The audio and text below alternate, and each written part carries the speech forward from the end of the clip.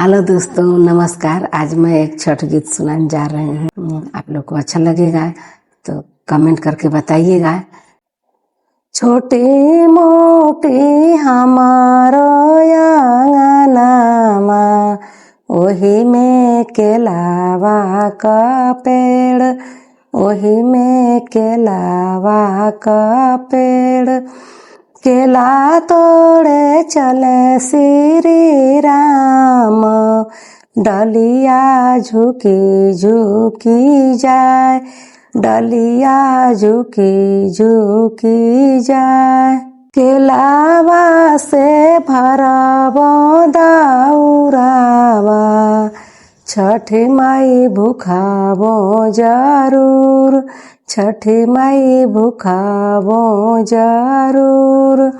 छोटी मोटी हमारो आंगनवा, ओही में सेउआ का पेड़, ओही में सेउआ का पेड़।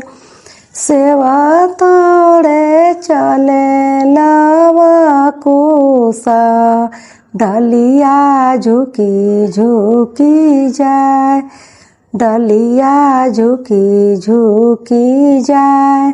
सेउआ से भरबो दाउरावा, छठ व्रत करब जरूर, छठ व्रत करब जरूर।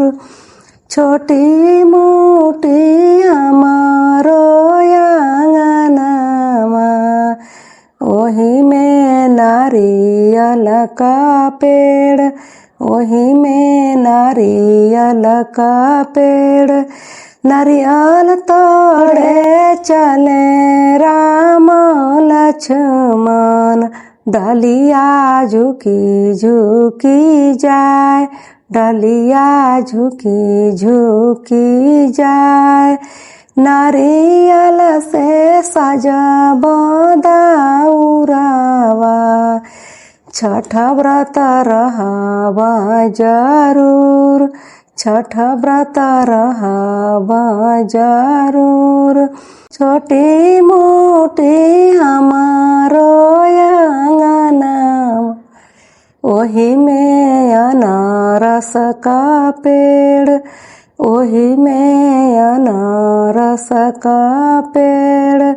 अनारस तोड़े चले गणेश पुत्र, डलिया झुकी झुकी जाए, डलिया झुकी झुकी जाए।